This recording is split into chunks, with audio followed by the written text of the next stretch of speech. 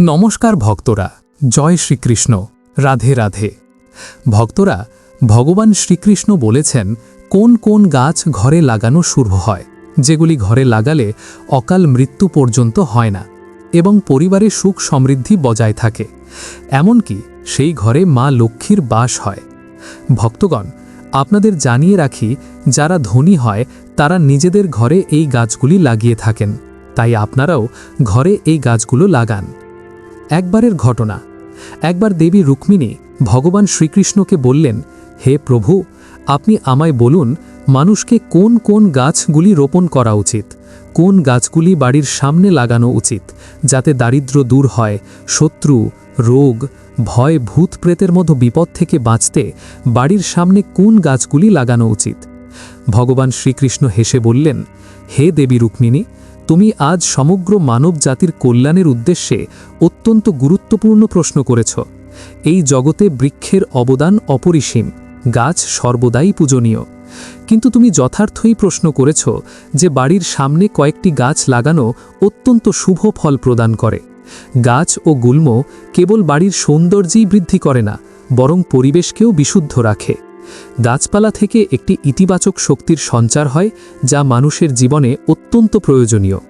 গাছ পরিবেশ থেকে নেতিবাচকতা কমিয়ে সেটিকে আরও ইতিবাচক করে তোলে।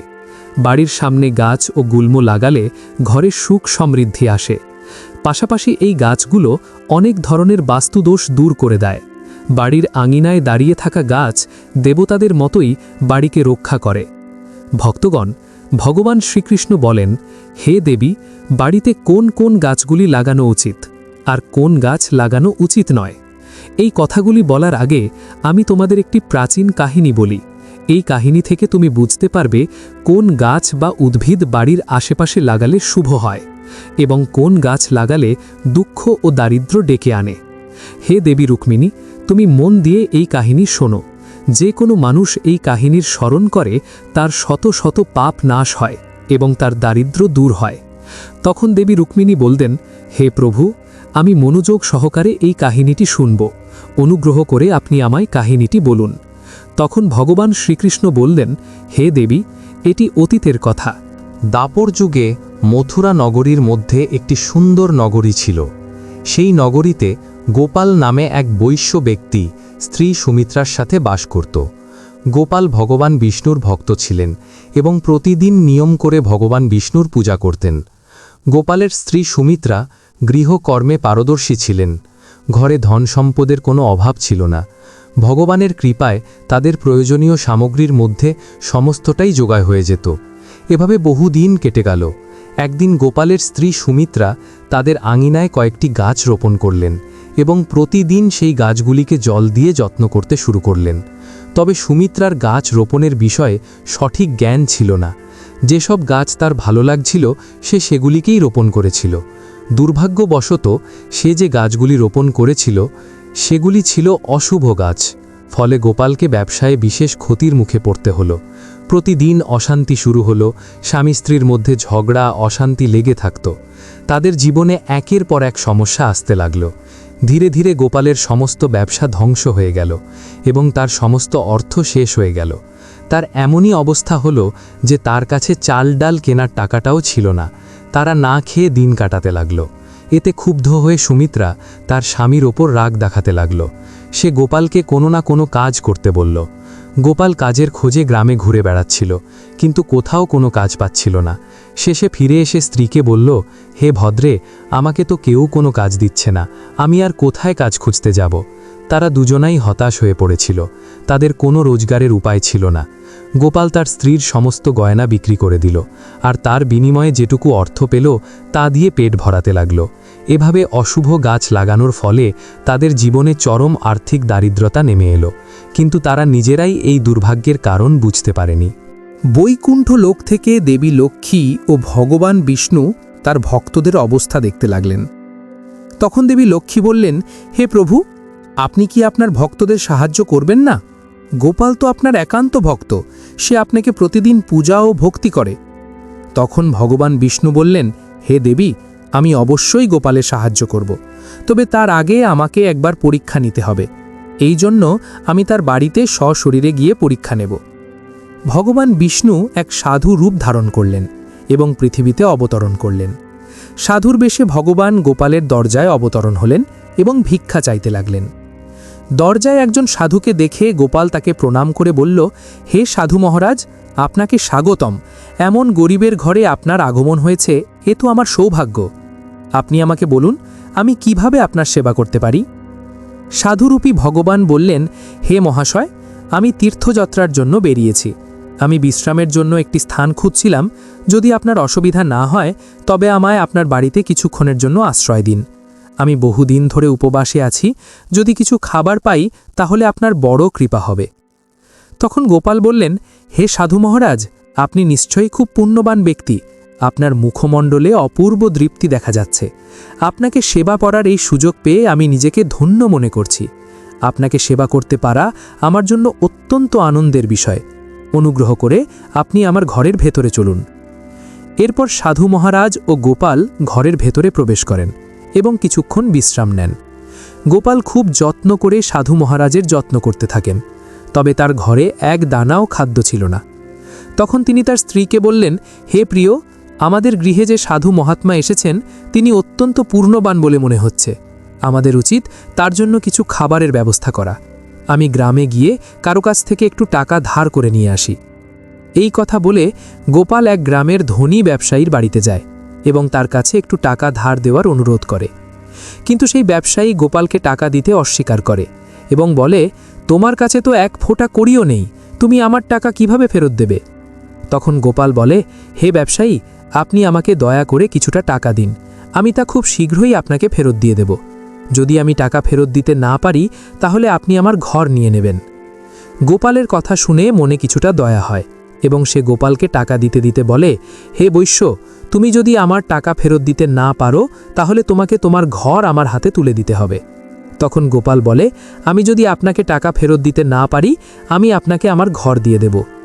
গোপাল সেই ব্যবসায়ীর কাছ থেকে টাকা নিয়ে বাজার থেকে চাল, আটা, সবজি ইত্যাদি কিনে আনে এবং নিজের বাড়িতে ফিরে আসে। তারপর তিনি তার স্ত্রীকে বলে, হে প্রিয়, এইবার তুমি সাধু মহাত্মার জন্য খাদ্য প্রস্তুত করো। এরপর গোপালের স্ত্রী সুমিত্রা খাদ্য তৈরি করে সাধু মহারাজার সামনে দেন। গোপালের ভক্তি ও আন্তরিকতা দেখে সাধু মহারাজা অত্যন্ত সন্তুষ্ট হন। বিদায়ের সময় সাধু মহারাজা গোপালকে বলেন, হে বৈশ্য, তোমার ভক্তি আর শ্রদ্ধায় আমি অত্যন্ত প্রসন্ন হয়েছি। তোমার যে কোনো ইচ্ছা আমাকে বলো, আমি তা পূর্ণ করব। তখন গোপাল বলে, হে মহাত্মা, আপনার আশীর্বাদই আমাদের কাছে অনেক কিছু, কিন্তু একটা বিষয় আমি জানতে চাই, কোন পাপের কারণে আমাদের জীবনে এই দারিদ্র্য ও অভাব এসেছে? আমরা তো সর্বদা ভগবান বিষ্ণুর পুজো করেছি, তাহলে কেন আমাদের জীবনে এই দুর্ভাগ্য নেমে এসেছে? এর কারণ কি? আর এই দুর্ভাগ্য কাটাতে আমাদের কি করতে হবে? তখন সাধুরূপী ভগবান বিষ্ণু বলেন, হে বৈশ্য, আমি যখন তোমার দরজায় এসেছিলাম তখনই বুঝে গেছিলাম যে তোমার জীবনে চরম দারিদ্র্য ও দুর্ভাগ্য এসেছে। কারণ তোমার গৃহের সামনে যে গাছটি রয়েছে সেটাই তোমার দুর্ভাগ্যের মূল কারণ। এই কারণেই তোমার জীবনে কষ্ট বেড়েছে। অতএব তুমি এই গাছগুলিকে সরিয়ে দিয়ে তাদের জায়গায় শুভ ও পবিত্র গাছ লাগাও। তোমার স্ত্রী বাড়ির সামনে যে গাছগুলি রোপণ করেছে সেগুলি অশুভ গাছ। এই গাছগুলোর কারণেই তোমাদের জীবনে দুর্দশা এসেছে। তখন গোপাল বলে, হে মহাত্মা, আপনি আমাকে অনুগ্রহ করে বলুন, বাড়ির সামনে কোন গাছগুলি লাগালে ঘরে সুখ ও সমৃদ্ধি আসে এবং কোন গাছগুলি লাগানো উচিত নয়? আপনি দয়া করে বিস্তারিতভাবে আমায় বুঝিয়ে দিন। আমি চিরকাল আপনার ওপর কৃতজ্ঞ থাকব। তখন সাধু মহারাজা বলেন, হে বৈশ্য, আমি তোমাকে এখন সেই গাছগুলোর কথা বলি যেগুলি বাড়ির আশেপাশে লাগালে কল্যাণ হয়, তাই মনোযোগ সহকারে শোনো। হে গোপাল, তুমি তোমার বাড়ির পাশের কোনো জলাশয়ে একটি পিপল গাছ রোপণ করো। পিপল গাছ লাগানোর ফল শত যজ্ঞের সমান হয়।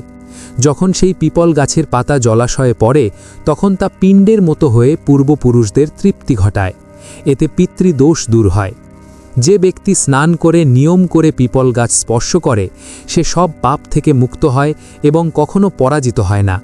পিপল গাছ স্পর্শ করলে লক্ষ্মী প্রাপ্ত হয় এবং প্রদক্ষিণ করলে আয়ু বৃদ্ধি পায়। পিপলের মূল অংশে শ্রীবিষ্ণু, গাছে শিবজি বিরাজ করে। অমাবস্যার দিন পিপল গাছকে প্রণাম করলে যে ফল লাভ হয় তা 1000 গরুদানের সমতুল্য। এই জগতে পিপল গাছের সমান কোনো বৃক্ষ নেই। স্বয়ং শ্রীহরি এই গাছরূপে পৃথিবীতে বিরাজমান। পিপল গাছে আঘাত করা বা তার ডাল ভেঙে ফেলা মহাপাপ বলে গণ্য হয়। এমন মানুষ মৃত্যুর পরে নরকে বাস করে, এবং যে ব্যক্তি পিপল গাছের মূলে কেটে ফেলে তার কখনো নরক থেকে মুক্তি হয় না। হে বৈশ্য, এখন আমি তোমাকে দ্বিতীয় গাছ সম্পর্কে বলি, আমলকি। আমলকি গাছ লাগালে নারী ও পুরুষ জন্ম মৃত্যুর বন্ধন থেকে মুক্তি পায়। এই পবিত্র ফল ভগবান বিষ্ণুকে অত্যন্ত প্রসন্ন করে এবং শুভ ফল প্রদান করে। আমলকি খেলে সব পাপ থেকে মুক্তি পাওয়া যায় এবং আয়ুর বৃদ্ধি পায়। এর জল পান করলে রোগ দূর হয় এবং আমলকি জলে মিশিয়ে স্নান করলে দারিদ্রতা দূর হয় ও সকল প্রকার ঐশ্বর্য লাভ হয়। যে ঘরে আমলকি গাছ থাকে সেই ঘরে কখনো ভূত প্রেত বা রাক্ষস প্রবেশ করতে পারে না। একাদশী তিথিতে আমলকি পূজা করলে সমস্ত তীর্থের থেকেও বড় ফল লাভ হয়। যে ব্যক্তির গৃহের সামনে আমলকি গাছ থাকে সেই বাড়িতে স্বয়ং লক্ষ্মীনারায়ণ বসবাস করে। তৃতীয় বৃক্ষ হল অশোক গাছ। এই গাছ দুঃখ ও শোকের নাশ করে এবং হতাশা দূর করে। অশোক গাছ বাড়ির আশেপাশে লাগালে ঘরে সর্বদা সুখ ও শান্তি বজায় থাকে। অশোক গাছ শীতলতা ও যৌবন দানকারী গাছ হিসেবে পরিচিত। যখন দেবী লক্ষ্মী সীতারূপে অপহরিত হয়েছিলেন তখন রাবণ কর্তৃক অপহরণের পর তিনি অশোক বাটিকাতে বাস করেছিলেন। অশোক গাছ তখন মা সীতার অনেক সেবা করেছিল, তাই মা সীতা এই অশোক গাছকে আশীর্বাদ দেন যে যে স্থানে এই গাছ থাকবে সেখানে সর্বদা আমার বাস থাকবে। চতুর্থ বৃক্ষ হল পাকড় গাছ। প্রত্যেক মানুষকে অবশ্যই পাকড় গাছ রোপণ করা উচিত। এই গাছ রোপণের ফল মহাযজ্ঞের সমান হয়। যেহেতু কলিযুগে মানুষ সহজে যজ্ঞ করতে পারে না, তাই তাদের অন্তত একটি পাকড় গাছ লাগানো উচিত। পঞ্চম বৃক্ষ হল নিম গাছ। নিম গাছ লাগালে সূর্যদেব সন্তুষ্ট হন। নিম গাছ দীর্ঘায়ু প্রদানকারী হিসেবে বিবেচিত। এটি বাড়ির পাশে লাগালে নানান রোগ থেকে মুক্তি পাওয়া যায়। মা লক্ষ্মীর অত্যন্ত প্রিয় গাছ এই নিম গাছ, তাই তিনি এই গাছে বাস করেন। বাড়ির সামনে নিম গাছ লাগালে ধন সম্পদের প্রাপ্তি হয়। ষষ্ঠ বৃক্ষটি হল জামরুল বা জাম গাছ। যে ব্যক্তি কন্যা সন্তানের কামনা করেন তার উচিত জাম গাছ রোপণ করা। যার বাড়ির সামনে জাম গাছ থাকে তার বাড়িতে কন্যা সন্তানের জন্ম হয়, যা পরিবারকে গৌরব দেয়। তৃতীয় বৃক্ষ হল বেল গাছ। বেল গাছে ভগবান শিব এবং গোলাপ ফুলের দেবী পার্বতী বাস করেন, তাই যদি বেল গাছের পাশে গোলাপ গাছ লাগানো হয় তাহলে শিব পার্বতীর আশীর্বাদ লাভ হয়। এমন বাড়িতে কখনো দুঃখ ও দুর্দশা আসে না। সেই ঘরে কখনো অকাল মৃত্যু হয় না এবং কোনো নারী বিধবা হয় না। অষ্টম বৃক্ষ হল নারকেল গাছ। নারকেল গাছ লাগালে একজন পুরুষ বহুগুণ সম্পন্ন সন্তানের পিতা হয়। নারকেল গাছ যে কোনো ধর্মীয় অনুষ্ঠানে অত্যাবশ্যকীয় উপাদান এবং এটিকে অত্যন্ত পবিত্র ও শুভ বলে মনে করা হয়। বাড়ির আঙিনায় নারকেল গাছ থাকলে সেই বাড়িতে সর্বদা সুচিত্র বজায় থাকে এবং সেই পরিবারের সদস্যদের অনেক মান সম্মান হয়। এই গাছগুলো রোপণ করলে দুঃখ ও দারিদ্র্য দূর হয়। বাড়ির উত্তর দিকে যদি 5টি কনকচাপা গাছ লাগানো হয় তবে ধনের বৃদ্ধি ঘটে। কলা গাছও অত্যন্ত শুভ। এটি ঘরে সুখ, সমৃদ্ধি ও আনন্দ নিয়ে আসে। কলা গাছে ভগবান বিষ্ণুর বাস থাকে, তাই কলা গাছ থাকলে ঘরে কখনো ধনের অভাব হয় না। হরসিঙ্গার গাছকে পারিজাত বলেও ডাকা হয়। এই গাছের উৎপত্তি সমুদ্র মন্থনের সময় হয়েছিল। দেবী লক্ষ্মীও সমুদ্র মন্থন থেকে প্রকাশ পেয়েছিলেন, তাই পারিজাত গাছের বিশেষ গুরুত্ব আছে। যদি এই গাছটি আপনি নিজের বাড়িতে রোপণ করেন তবে মা লক্ষ্মীর বিশেষ কৃপা লাভ হয়। পলাশ গাছ ব্রহ্মতেজ রোপণ করে, তাই এই গাছ রোপণ করা উচিত। পলাশকে ধর্মের বৃক্ষ বলা হয় এবং এটি ভগবান ব্রহ্মা ও অগ্নির প্রতীক বলে বিবেচিত। এর লাল ফুল শক্তি, উৎসাহ ও জীবনী শক্তির প্রতীক। পলাশ গাছ মানুষের আধ্যাত্মিক উন্নতি ঘটায়। এই গাছ তপস্যা ও সাধনায় সহায়তা করে এবং ব্যক্তির অন্তরে প্রবাহ শক্তি বৃদ্ধি করে। পলাশ গাছের পাতা ও কাঠ যজ্ঞের কাজে ব্যবহৃত হয়। এই গাছ থেকে তৈরি সামগ্রী প্রজ্জ্বলনের জন্য ব্যবহৃত হয় এবং পরিবেশকে পবিত্র করে। এখন জেনে নিন কোন গাছগুলো বাড়ির সামনে লাগানো উচিত নয়। তার আগে প্রথমেই ভিডিওটি অবশ্যই লাইক করে দিন।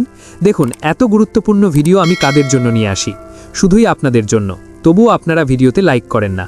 আজকে আমি আশা রাখছি আপনারা ভিডিওটি অবশ্যই লাইক করবেন। আমার বিশ্বাস ভাঙবেন না বন্ধুরা, এখনই ভিডিওটি লাইক করে দিন।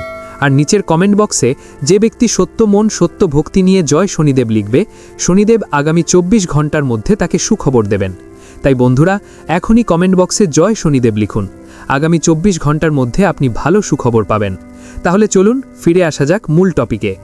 দেখুন বন্ধুরা, প্রথমত হল মরুভূমির গাছ। মরুভূমিতে জন্মানো গাছের কাঁটা তাদের চারপাশে নেতিবাচক শক্তির বৃদ্ধি ঘটায়। এই গাছগুলো বাড়িতে মানসিক চাপ, ঝগড়া, অশান্তি ডেকে আনে। বাড়ির মধ্যে কাঁটাযুক্ত গাছ লাগানো বাস্তু দোষ সৃষ্টি করে। এর ফলে পরিবারের সদস্যদের অর্থনৈতিক সংকট, স্বাস্থ্য সমস্যা এবং পারিবারিক কলহ সহ্য করতে হয়। দ্বিতীয়ত, তালগাছ, যা কখনোই বাড়ির পাশে লাগানো উচিত নয়, কারণ তালগাছ সন্তান ধ্বংসকারী হিসেবে পরিচিত। যেই বাড়ির পাশে তালগাছ থাকে সেই বাড়িতে কখনো সন্তানদের উন্নতি হয় না। তালগাছ কখনো বাড়ির পাশে লাগানো উচিত নয়, কারণ বিশ্বাস করা হয় এই গাছে ভূতের বাস থাকে। যে ব্যক্তি তালগাছ লাগায় সে মৃত্যুর পরে ভূত হয়ে যায়, এমন বিশ্বাস রয়েছে। এই গাছের নিচে বসে পূজাপাঠ করা কখনোই উচিত নয়। বাড়িতে কখনো এমন গাছ লাগানো উচিত নয় যেগুলি কাটলে বা ভাঙলে সাদা দুধ বের হয়। এই গাছ অসুখে বলে বিবেচিত। বাবলা বা বাবুল গাছ বাড়ির সামনে লাগানো উচিত নয়। এটি বিপদ, অশান্তি ও কষ্ট ডেকে আনে। এটি নেতিবাচকতা বাড়ায়, ধনের হানি ঘটায় এবং জীবনে বিপর্যয় নিয়ে আসে।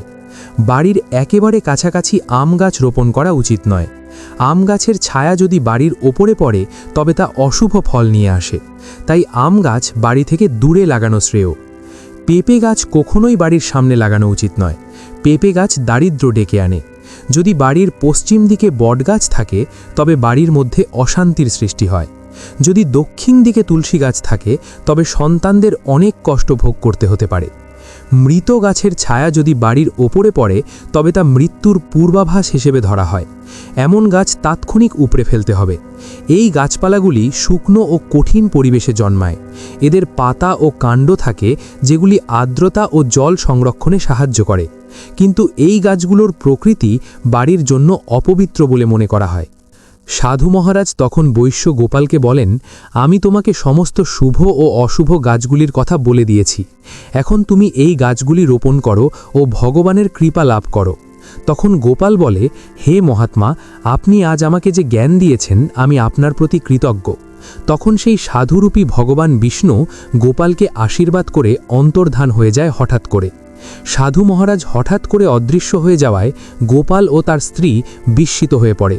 তখন তারা বুঝতে পারেন স্বয়ং ভগবান বিষ্ণু তাদের ঘরে এসেছিলেন। এরপর গোপাল সেই সাধু মহারাজার কথা শুনে বাড়ির সামনে অনেক শুভ বৃক্ষ রোপণ করে। কিছুদিনের মধ্যেই তার জীবনে পরিবর্তন আসে। হঠাৎ করে সে অনেক ধনসম্পদ অর্জন করে এবং তার দারিদ্রতা সম্পূর্ণভাবে দূর হয়ে যায়। গোপাল ও তার স্ত্রী আনন্দে ভগবান বিষ্ণুর কৃতজ্ঞতা প্রকাশ করতে থাকে। তখন ভগবান শ্রীকৃষ্ণ বলেন, হে রুক্মিণী, আমি তোমাকে এইভাবে শুভ অশুভ গাছের বিস্তারিত বললাম। এখন তুমিও তোমার গৃহের পাশে এই গাছগুলি রোপণ করো। ভক্তগণ, এভাবেই ভগবান শ্রীকৃষ্ণ জানিয়েছেন বাড়ির আশেপাশে শুভ ও অশুভ বৃক্ষের সম্পর্কে। তাই আশা করি এই তথ্যটি আপনাদের ভালো লেগেছে। ভিডিওটি ভালো লাগলে অবশ্যই একটি লাইক করুন এবং চ্যানেলটি সাবস্ক্রাইব করে পাশে থাকা বেল বাটনটি অন করে রাখবেন। এতে আমরা নতুন ভিডিও বানানোর জন্য অনুপ্রাণিত পাই। আমার সকল দর্শক বন্ধুদের ওপর ভগবানের কৃপা বর্ষিত হোক। ধন্যবাদ।